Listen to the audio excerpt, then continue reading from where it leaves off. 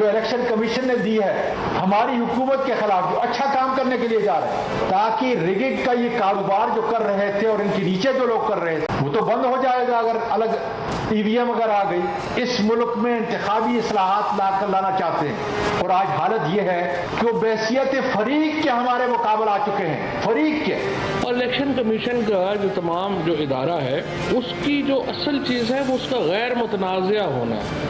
Election commission اس وقت بری طرح متنازع ہو چکا ہے اور اس لیے وہ الیکشن کرانے کے اب قابل نہیں ہے۔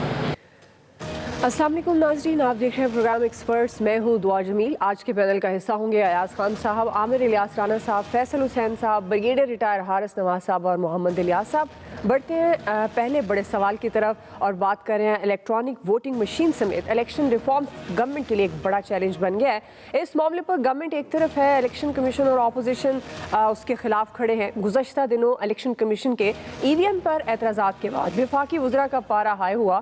الیکشن کمیشن خاص طور پر الیکشن کمیشنز کو نشانہ پر لیا گیا اور سنگین الزامات لگائے گئے۔ وفاقی وزراء کے الزامات پر آج الیکشن کمیشن کا اجلاس ہوا ہے جس میں سخت رد عمل سامنے آیا۔ الیکشن کمیشن نے وفاقی وزیر اطلاعات فواد چودھری اور وفاقی وزیر ریلوے اعظم سواتی کو نوٹس بھیجنے اور الزامات کے ثبوت مانگنے کا فیصلہ کر لیا ہے، جبکہ پیمرا کو یہ ہدایت کی گئی ہے کہ وہ ایوان صدر، سینٹ، اسٹینڈنگ کمیٹی کی کارروائی اور پریس بریفنگ سے متعلق تمام ریکارڈ مرتب کر کے پیش کرے تاکہ اس سلسلے میں مزید کارروائی عمل میں لائی جا سکے۔ دوسری طرف ذرائع کے مطابق پرائم منسٹر عمران خان صاحب اور اسپیکر قومی اسمبلی کی ایک ہنگامی ملاقات بھی ہوئی ہے جس میں ای وی ایم سمیت انتخابی اصلاحات پر تبادلہ خیال کیا گیا۔ پارلیمانی ذرائع سے یہ خبریں بھی آ رہی ہیں کہ گورنمنٹ نے الیکشن ترمیمی بل پہلے قومی اسمبلی سے منظور کرانے کا فیصلہ کیا ہے۔ اس حوالے سے اجلاس جلد بلائے جانے کا امکان ہے۔ اسی مناسبت سے ایکسپرٹس کے لیے پہلا اور بڑا سوال ہے، عامر صاحب میں آپ سے آغاز کری ہوں۔ اب یہ جو ای وی ایم پر تنازع ہے، الیکشن کمیشن کا بھی رد عمل، وفاقی وزراء کے بیانات، ان کا رد عمل بھی آپ کے سامنے ہے، کیا آپ کو لگتا ہے کہ افہام و تفہیم سے یہ معاملہ اب حل ہونے کا کوئی امکان ہے؟ دیکھیں جی، پہلی بات تو یہ ہے کہ الیکشن کمیشن نے کوئی سخت رد عمل نہیں ظاہر کیا، نہ ہی ہنگامی صورتحال جاری کی۔ الیکشن کمیشن نے اپنا روٹین میں ایک اجلاس بلایا اور یہ طے کیا تھا کہ وہ اس میں فیصلہ کریں گے۔ ابھی جو آپ نے فواد چودھری صاحب کی گفتگو سنوائی اور اس میں یہ کہہ رہے تھے موصوف کہ بطور ادارہ غیر جانبدار نہیں رہا اور الیکشن کرانے کے قابل نہیں۔ آج جب نوٹس ہوا ہے تو انہوں نے ایک ٹویٹ کیا ہے اور اس میں یہ کہا ہے کہ ہم شخصیات کی بات کر رہے ہیں، ہم نے ادارے پہ بات نہیں کی اور جب نوٹس آئے گا تو ہم بات کریں گے۔ یعنی یہ دونوں باتوں میں تضاد موجود ہے۔ پہلے وہ گفتگو کرتے ہیں بطور الیکشن کمیشن ادارے کے کہ وہ قابل نہیں رہا، اور آج الیکشن کمیشن نے بطور پرسنالٹی ادارہ نوٹس نہیں ایشو کیا، وہ بطور ادارہ ایشو کیا ہے۔ تو پہلی بات تو یہ ہے۔ سواتی صاحب کو اب وزراء کہتے نہیں وہ مذاق میں کہہ دیا، یعنی آپ مذاق میں اداروں کی تصدیق کرتے جائیں اور کوئی نہ پوچھے، آپ کو تو صرف ابھی جواب مانگا گیا نا، تو اتنے تل ملا اٹھیں۔ اصل میں پاکستان تحریک انصاف کا ایشو یہ ہے کہ ان کو شروع دن سے تمام ادارے اور سمیت میڈیا کے ایسا فرینڈلی ملا کہ دیکھیں نا، جب دھرنے میں سٹارٹ کے 2-4 دنوں کے بعد لوگ غائب ہو گئے تھے تو تب بھی نیچے نہیں دکھایا جاتا تھا، صرف خالی کنٹینر دکھایا جاتا تھا۔ عمران خان صاحب کو میڈیا بھی وہی چاہیے، الیکشن کمیشن بھی وہی چاہیے، اور ان کو نتائج بھی وہ چاہیے جو وہ چاہتے ہیں کہ ہاں ایسا ہونا چاہیے۔ اب جو رزلٹ آ گئے ہیں اس کے بعد تو کنٹونمنٹ کے رزلٹ کے بعد تو ان کو الیکشن کمیشن اور بھی کھٹکنے لگ گیا ہے۔ حالانکہ سوچنا یہ چاہیے، میں تھوڑی سی مثال دے دوں، جب پاکستان تحریک انصاف کا لاہور میں ایک بہت بڑا جلسہ ہوا تھا نا، تو شریف برادرز دونوں نے اپنے آپ کی کروٹیں لی اور ایک دم چینج کیا کہ بھئی یہ کیا ہو رہا ہے۔ وہ جو 30 اکتوبر کا لاہور کا جلسہ تھا، انہوں نے لاہور میں میٹرو بس چلا دی اور سارے پنجاب میں ڈیولپمنٹ اور پتہ نہیں کیا کیا کر کے، اور وہ الیکشن کی تیاری کر کے آئے اور 2018 کا الیکشن وہ مطلب 13 والا جیت لیا انہوں نے 11 کے جلسے کے بعد۔ یہ جو ویک اپ کال آئی ہے نا پرسوں عمران خان صاحب کو، اگر وہ سمجھے کہ ایک طرف مہنگائی کی وہ کلیئر ہو چکی بات کہ اب باتوں سے تو نہیں مہنگائی ختم ہو سکتی کیونکہ ڈالر 170 پہ پہنچ رہا ہے، تو جب ڈالر وہاں چلا گیا ہے تو آئل سے لے کے چاہے وہ خوردنی ہو چاہے وہ گاڑیوں میں ڈالنے کا، آپ تو سارے امپورٹ کر رہے ہیں، ہر چیز وہاں سے آ رہی ہے، کیسے سستی ہوگی؟ ایک طرف ان کی پریشانی مہنگائی بنی ہوئی ہے، دوسری طرف اداروں کے ساتھ وہ ٹکراؤ کی سچویشن میں جا رہے ہیں کہ میری بات سنتے کیوں نہیں اور مانتے کیوں نہیں۔ پہلے آپ نے کہا ریزائن کر دے الیکشن کمیشن، وہ نہیں بات سنی گئی. پھر آپ نے کہا نہیں سپریم کورٹ کا فیصلہ آ گیا کہ الیکشن کمیشن سے کہا گیا کہ سینٹ کے الیکشن اوپن بیلٹ سے ہو. وہ فیصلہ ویسا نہیں تھا. اب یہ سوچنا چاہیے وہاں پہ کون پرائم منسٹر کو اتنا خراب کرنے جا رہے ہیں, اتنا پوزیشن میں لے کے جا رہے ہیں کہ ہر ادارے سے ٹکراؤ, اور سمجھ یہ نہیں آ رہی کہ ہمیں کرنا کیا ہے. ان کو ٹھنڈے دل سے میرا خیال ہے نتھیا گلی 3-4 دن چلے جانا چاہیے, ٹیلی فون وہ پیوٹن سے لے کے, اور جو لوگ آ رہے ہیں وہاں پہ مل لیں گے, کیونکہ یہ بہت ضروری ہے. پاکستان کا مستقبل داؤ پہ لگا ہوا ہے کہ ایک طرف آپ اندر لڑائی جاری رکھے ہوئے ہیں اور دوسری طرف آج امریکہ نے جو کیا ہے, جو ہم بات کریں گے, مطلب ہماری پوزیشن تو بہت ہی زیادہ اس پہ نشانے پہ آ گئی اور نازک ہو گئی ہے. یہاں پرائم منسٹر کو ریلیکس کرنا چاہیے تھوڑا سا. جی ایاز صاحب, یہ اصل جھگڑا شروع ہوا ہے جو الیکشن کمیشن اور گورنمنٹ کا, وہ ڈسکا الیکشن سے شروع ہوا, کیونکہ اس وقت پی ایم ایل این نے جو نہیں مانگا تھا وہ بھی الیکشن کمیشن نے دے دیا. ٹھیک ہے, وہ الیکشن کمیشن بااختیار ہے, وہ ایک فیصلہ کر لیا انہوں نے, لیکن گورنمنٹ کو سمجھ بوجھ سے کام لینا چاہیے تھا, اتنا آگے نہیں جانا چاہیے تھا. اور یہ بالکل ٹھیک بات ہے کہ آپ کسی بھی ادارے کو بخش نہیں رہے. ہر ادارے کے ساتھ جب لڑائی کرتے ہیں تو الٹیمیٹلی نقصان گورنمنٹ کو آتا ہے, کیونکہ گورنمنٹ ہمیشہ بہت نازک اس پہ ہوتی ہے اور تھوڑا سا جھٹکا لگتا ہے اور چیزیں خراب ہو جاتی ہیں. اب آج الیکشن کمیشن نے یہ تو خیر نوٹس جاری کرنے کا فیصلہ کیا ہے, جواب مانگے جائیں گے, ثبوت مانگے جائیں گے. کچھ وہ جو پینڈنگ کیسز تھے ان کی بھی ایک فہرست جاری کی گئی ہے کہ جی وہ بھی ظاہر ہے, پھر جب لڑائی ہوتی ہے تو لڑائی دونوں طرف سے ہوتی ہے, کسی ایک طرف سے نہیں ہو سکتی.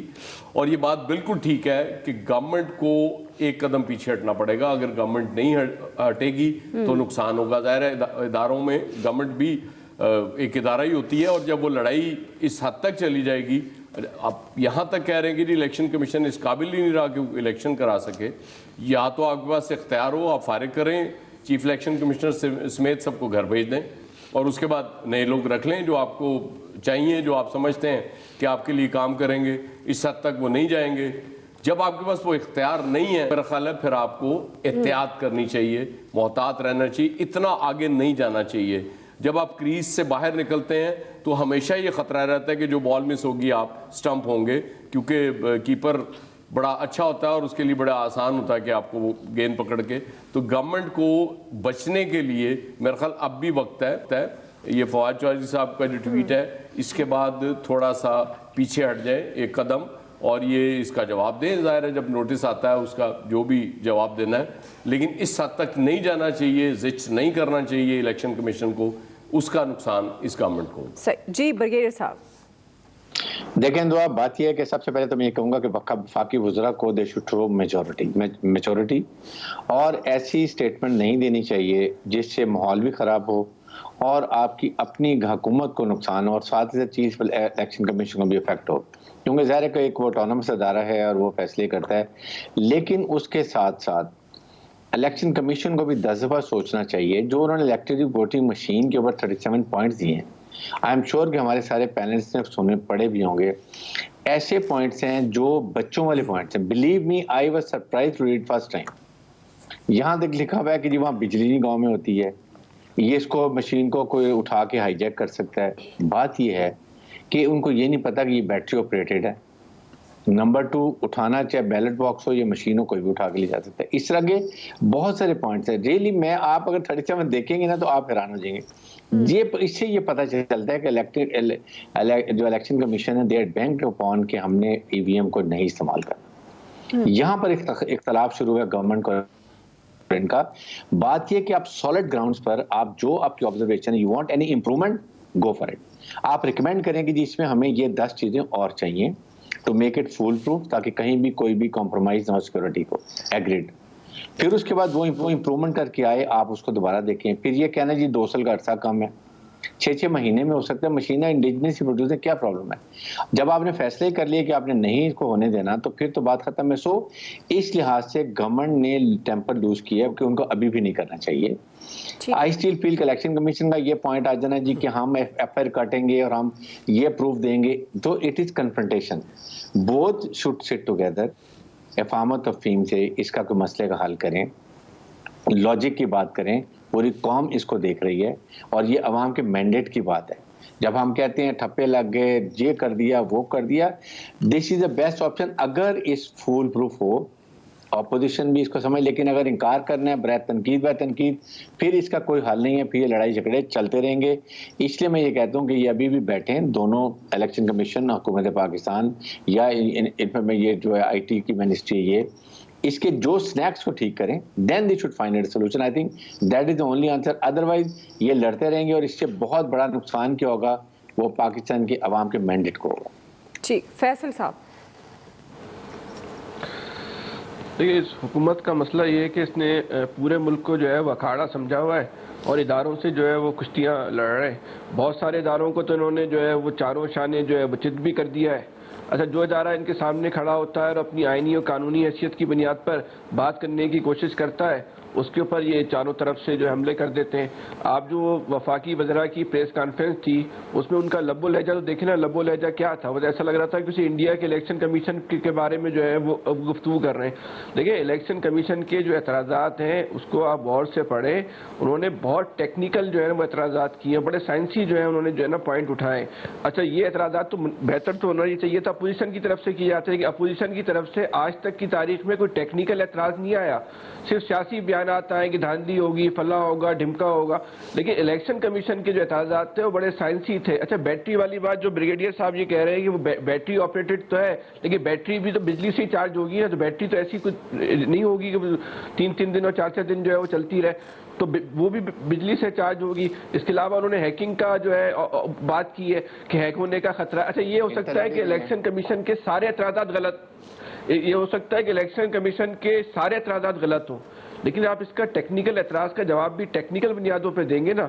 اس اعتراض کا اگر یہ سمجھتے ہیں کہ وہ یہ ہیک نہیں ہو سکتا, تو آپ ٹیکنیکل بات کرتے ہیں کہ بھائی اس میں ہیک ہونے کا آپشن نہیں ہے, یہ ہیک ہونے سے بچانے کے لیے یہ طریقہ کار ہے اس کے اندر, یا بجلی کے آلٹر نہیں, بیٹری آپریٹڈ تو ہے نا, بیٹری آپریٹڈ تو ہے نا, تو وہ بیٹری تو کسی چیز سے چارج ہوگی نا, تو وہ ٹیکنیکل دیتے نا. جیسے اب وہ انٹرنیٹ آپریٹ نہیں, تو کہا جاتا ہے کہ وہ انٹرنیٹ نہیں ہے اس لیے ہیک نہیں ہو سکتا, تو اس بات کا آپ ٹیکنیکل جواب دیتے تھے نا. تو آپ کو ایک گالیوں والی پریس کانفرنس جو ہے وہ کرنے کی جو ہے آپ کو ضرورت ہی کیا تھی.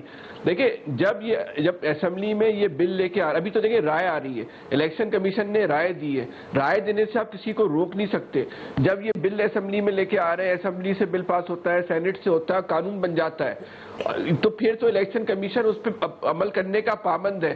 لیکن قانون بننے سے قبل جو آئینی ادارے ہیں ان کو آپ رائے دینے سے کیسے روک سکتے ہیں؟ اور رائے دینے کی بنیاد پر جو ہے آپ ان کے خلاف جو ہے یہ الزام لگا دینا کہ وہ پیسے لے رہے ہیں, وہ اپوزیشن کے اعلی کار بن گئے, وہ فریق بن گئے, وہ خود اپوزیشن بن گئے, تو یہ کون سا اس کا جو ہے جواز تھا؟ آپ ہر ادارے کو جو ہے آپ کپڑے اتار کے جو سڑک کے اوپر کھڑا کر رہے ہو.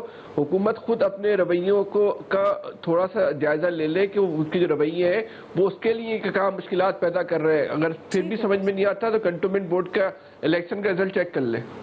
جی الیاس سر. دیکھیں جی, الیکشن کمیشن کو الیکشن کمیشن لینا چاہیے, متنازع ادارہ نہیں, یہ نیوٹرل ہوتا ہے, اس میں اس کی ہے اور بااختیار ادارہ ہے, تو اس کو یہ نہیں لینا چاہیے. گورنمنٹ کو اس کی تنقید کو مثبت لینا چاہیے, اور جو اس کا جیسے کہا جا رہا ہے ٹیکنیکلی جواب دینے چاہیے جو اس کے ہیں, تاکہ لوگوں کو بتایا جائے کہ جو, اور گورنمنٹ کو پہلے دن سے سارے یہی ہم کہہ رہے ہیں کہ جی گورنمنٹ کو چاہیے کہ مذاکرات کرے اپوزیشن کے ساتھ. اگر الیکشن کمیشن کے ساتھ نہیں, انہوں نے الیکشن کمیشن کو بھی ایسے ہی رکھا جیسے اپوزیشن کا رکھا ہوا, اور ان پر اس طرح ہی کر رہے, تو صورتحال یہ ہے کہ ان کے ساتھ بیٹھ کے بات چیت کرنی چاہیے, تاکہ ٹیکنیکل لوگوں کو سامنے لے کے آنا چاہیے, تاکہ جو مسائل ہیں, جس طرح کہا جا رہا ہے ہیکنگ ہو جائے گی, دھاندلی ہو جائے گی, اگر ای وی ایم سے دھاندلی ہوتی رہی ہے تو اس کو سارے جواب دینے چاہیے, تاکہ اگر اس کو امپلیمنٹ کتنی دیر میں ہو سکتا ہے پلان سارے بتانے چاہیے.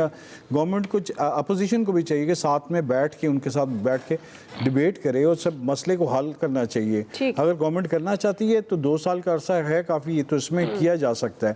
تو اس کو بہتر انداز میں تمام لوگوں کو ساتھ لے کے ایک رائے بنانا چاہیے, ایک پیج پر آنا چاہیے, تاکہ یہ دنیا بھر میں اگر ہو سکتا تو ہمارے ہاں بھی ہو سکتا ہے. تو یہ تمام مسئلے کو حل کیا جا سکتا ہے, لیکن یہ آپس میں ٹکراؤ ہونے کی وجہ سے اس سے نقصان ہی ہے ملک بھر میں. اس میں اب ایک ادارہ ہے, پھر دوسرے, تیسرا, اس طرح سارے شروع ہو جائیں گے, تو آپس میں ٹکراؤ ہوگا تو اس کے مسئلے کا حل نہیں نکلے گا. پھر الیکشن کے لیے پھر کوئی اور وہی پرانا طریقہ استعمال کرنا پڑے گا. ٹھیک ہے جی, آپ کو پوائنٹ آف بریک لیتے ہیں, بریک سے واپس آئیں گے. ہمارا دوسرا سوال ہے, روپے کی بے قدری, ٹارگیٹڈ سبسڈی کا متوسط طبقے کو کیا فائدہ ہوگا؟ رائے لیتے ہیں بریک کے بعد.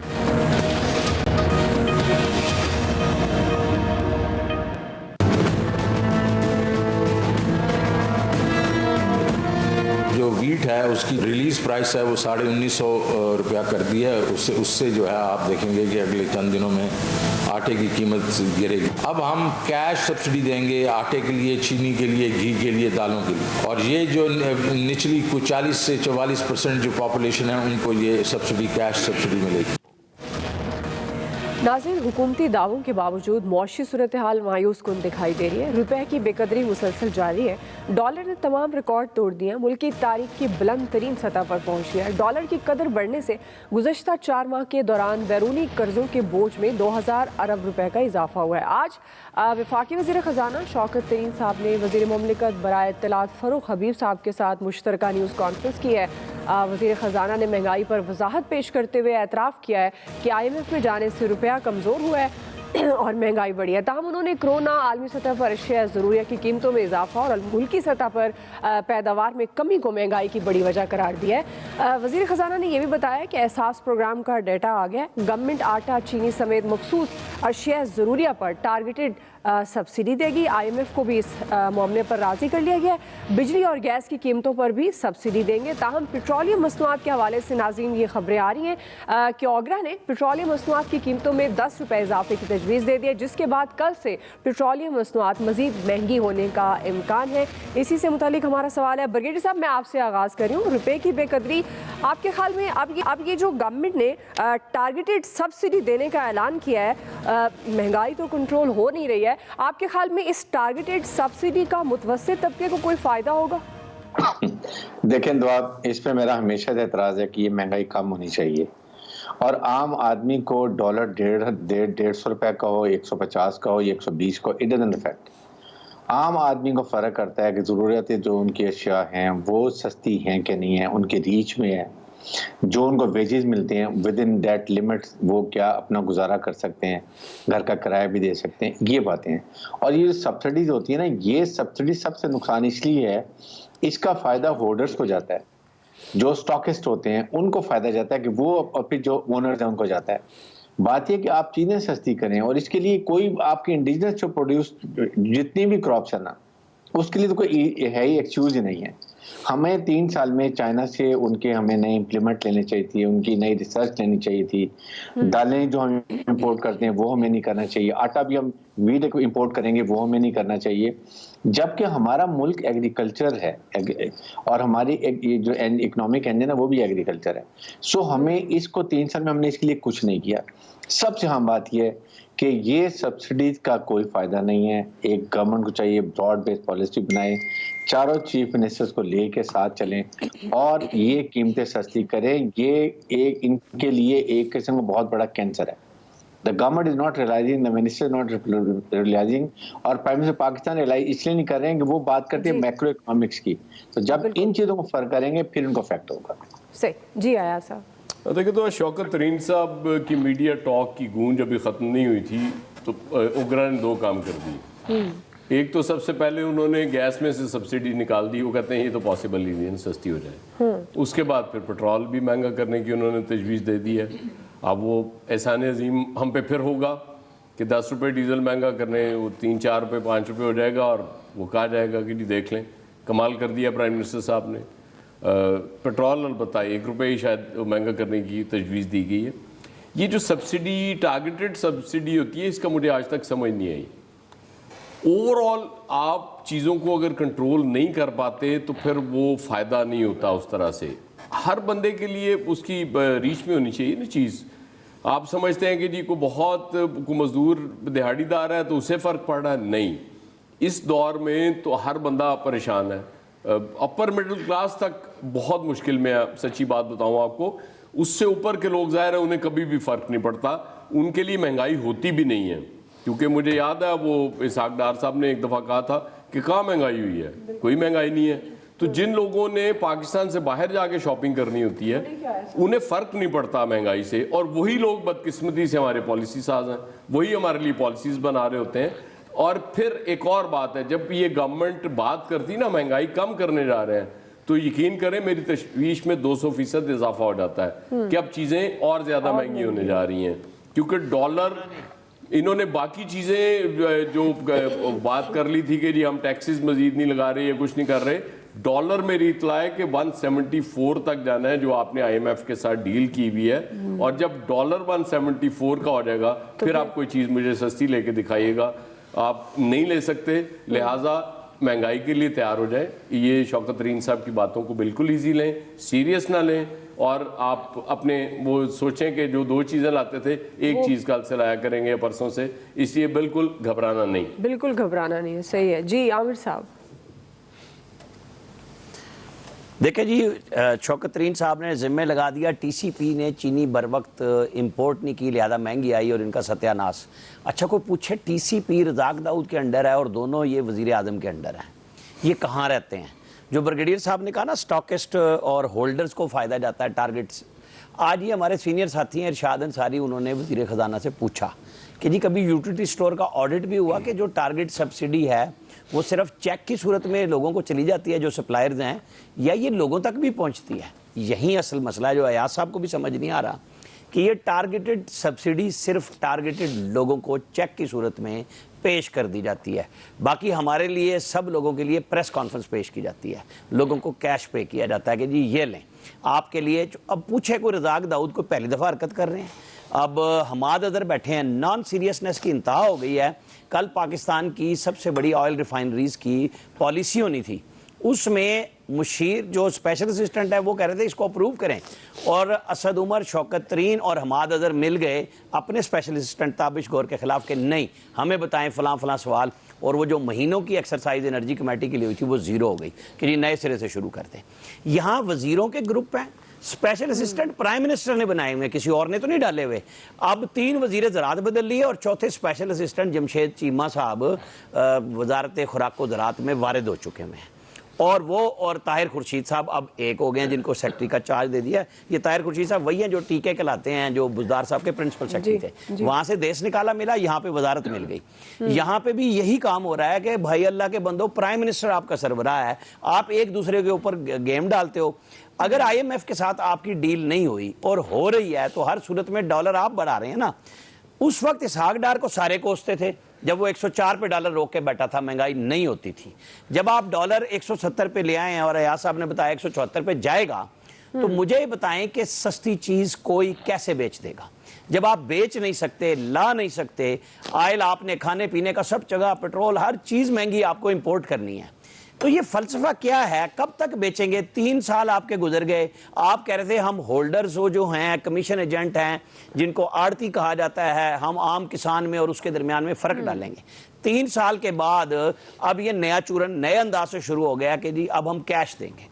भाई फिर कैश के ऊपर पहले भी अभी आपके इतने बड़े ऑडिट आए हुए हैं, इतराज़ात कि वो किस किस को गया, आप आइंदा भी आएंगे। तो भाई आम आदमी को जब तक आप सहल नहीं करेंगे, और जिस तरह की आपकी पॉलिसी है, इसमें मुझे तो कोई इम्कान बाकी नजर नहीं आ रहा कि ये कोई ऐसा तरीका निकाल सकते। क्योंकि डॉलर जिस तरीके से उस वक्त डार को बार बार कहते थे उसने रोका हुआ है, मसनूई की हुई है। भाई मसनूई के नतीजे में अगर आम आदमी को सस्ती चीज मिल रही थी तो क्या मुजायका है? उस 20 अरब डॉलर के करंट अकाउंट खसारे के बदले में अगर आपने इंडस्ट्रियलिस्टों को फायदा पहुंचाया है, जो एक्सपोर्ट के बदले में सब्सिडी लेते हैं और डॉलर सारे ऑफशोर कंपनियों में रखते हैं, यहाँ पे कौन सा लाता है? प्राइम मिनिस्टर के साथ सारे वही इंडस्ट्रियलिस्ट बैठे हैं जो साबका वज़ीर आज़म के साथ भी बैठते थे। कोई नए इंडस्ट्रियलिस्ट तो नहीं आ गए। ये शौकत तरीन पहले भी मिलते थे, ये शौकत अजीज भी थे, ये सारे वही लोग हैं। तो प्राइम मिनिस्टर तो नया आया था ना, वो तो ये कह रहा था, लेकिन अब आप ये नहीं कह सकते कि प्राइम मिनिस्टर साहब बड़े वो हैं, सादा आदमी हैं, वो आम आदमी के लिए चाहते हैं, लेकिन टीम तो वो यही लाए हैं और यही हमारे लिए अदाब बने हुए हैं। सही है, लेकिन लगता है आप घबरा गए हैं। अभी अयाज साहब कह रहे थे घबराना नहीं है बस, घबराना नहीं है बस। फैसल साहब, मैंने तो यही कहा है, घबराना नहीं है, पर अब समझाना भी है। जी फैसल साहब। आमिर भाई घबराने वाले आदमी नहीं है वैसे। अच्छा वो देखिए, मैं आपको बहुत आसान लफ्ज़ों में मैं समझाऊं कि ये मसला है क्या डॉलर का, कि हमने जो पाकिस्तानी रुपया है उसको लावारिस अंदाज में जो है तना जो है मार्केट में छोड़ दिया है, और जो दुनिया की बदमाश करेंसियां हैं वो उस पर जो है हमलावर हो गई हैं। लेकिन पाकिस्तान के इदारे जो है वो रुपये की मदद के लिए उसके साथ खड़े होने को जो है वो तैयार नहीं है। आप ये कहते हैं कि सितंबर के महीने में आपके ज़र मुबादला के ज़खायर, मजमूई ज़खायर जो ज़र मुबादला के ज़खायर है वो पाकिस्तान की तारीख की बुलंद तरीन सतह पर है। तो भाई क्या कर रहे हैं वहाँ पे? अचार डाल रहे हैं वहाँ पे, ये ان کا کام کیا بلند ترین سطح پہ؟ آپ آئے نا روپے کی مدد کے لیے، لیکن آپ روپے کی مدد کے لیے نہیں آنا چاہتے. کیوں نہیں آنا چاہتے؟ کہ آئی ایم ایف کی پابندی ہے، اور آئی ایم ایف کی پابندی کو یہاں کون امپلیمنٹ کروا رہا ہے؟ اسٹیٹ بینک کا گورنر کروا رہا ہے. تو بیسکلی آپ کی کرنسی کو جو ہے وہ جو یہ جو تباہ ہو رہی ہے، یہ مت سمجھے کہ اتفاق سے ہو رہا ہے. یہ جو ڈالر اوپر جا رہا ہے یہ نہ سمجھے کہ سب کچھ اتفاق سے ہو رہا ہے. خدا کے واسطے سمجھے پوری منصوبہ بندی کے تحت ہو رہا ہے. یہ آئی ایم ایف کی پالیسیوں کے تحت ہو رہا ہے. یہ آپ کے اسٹیٹ بینک کی باقاعدہ یہ پالیسیاں ہیں. پہلے ہمیں وہ وقت یاد ہے کہ جب روپے کی قیمت گرنے کا امکان ہوتا تھا، ڈالر کی قیمت بڑھنے کا امکان ہوتا تھا، تو باقاعدہ اسٹیٹ بینک کی طرف سے جو ہے وہ ایک جعلی طرح کی سمجھ لیں آپ خبریں چلاتی جاتی تھیں کہ اسٹیٹ بینک جو نے مارکیٹ میں ڈالر پھینکنے کا جو ہے فیصلہ کر لیا. ان ٹیکروں کے اوپر جو ہے نا ڈالر نہیں بڑھتا تھا. یہاں ڈالر 160 پر آیا تو لوگ کہہ رہے تھے کہ ڈالر 170 پہ جائے گا. لوگوں نے ڈالر اٹھانا شروع کر لیے. اب لوگ کہہ رہے ہیں ڈالر، اپنے ایاز صاحب کہہ رہے ہیں 174، کراچی میں 180 کی آواز ہے. اب لوگ جو 180 کے چکر میں جو ہے ڈالر اٹھا رہے ہیں، نہیں آ رہا اسٹیٹ بینک ان کو روکنے کے لیے. پھر آپ کے یہ جو تجارتی خسارہ ہے اس کا تو فرق بڑھتا ہی چلا جا رہا ہے. پچھلے مہینے جو آپ کی تجارتی خسارے کا فرق ہے تقریباً $4.5 ارب کا ہے. $2.5 ارب کی آپ کی جو ہے وہ ایکسپورٹ ہے، $6.5 ارب کی آپ کی امپورٹ ہے.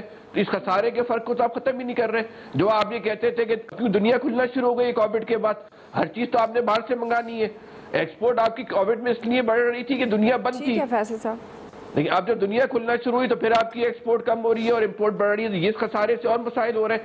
اگر اسٹیٹ بینک، میں آخری بات کر دوں، اگر اسٹیٹ بینک روپے کی مدد کے لیے مارکیٹ میں نہیں آیا اور یہ اسی پہ اپنے جھنڈے گاڑتے رہے کہ ہمارے زر مبادلہ کے ذخائر یہاں تک پہنچ گئے، تو اللہ پاک یہ رحم فرمائے، یہ مہنگائی اور ڈالر وہاں جائے گا کہ ہمارا آپ کے شاید تصور میں بھی نہ ہو. الیاس صاحب، دیکھیں جی، ڈالر ان سے قابو نہیں ہو رہا، یہ خود نہیں کرنا چاہ رہے قابو. اور گزشتہ جب مالی سال کا سٹارٹ ہوا ہے ابھی 2.5 مہینوں میں 10 سے 11 روپے کا اضافہ ہوا. اب دیکھ لیں بیرونی قرضے چڑھ گئے، اب قرضوں کی ادائیگی بھی کرنی ہے، وہ بھی مہنگی ہوگی.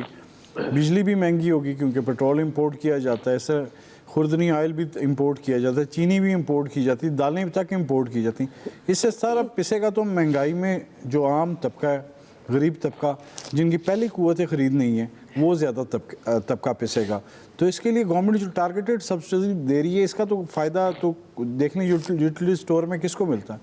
چیزیں نہیں ملیں گی، وہاں ڈیمانڈ سپلائی کا گیپ رہتا ہے. تو یہ جو تمام صورتحال ہے اس کو کنٹرول اگر گورنمنٹ نہیں کر سکتی تو پھر یہ زیادہ ایک اور مہنگائی کا طوفان ایک اور لیول آ گیا، جس طرح کہا جا رہا ہے کہ اس کو کنٹرول نہیں کیا جا سکے گا.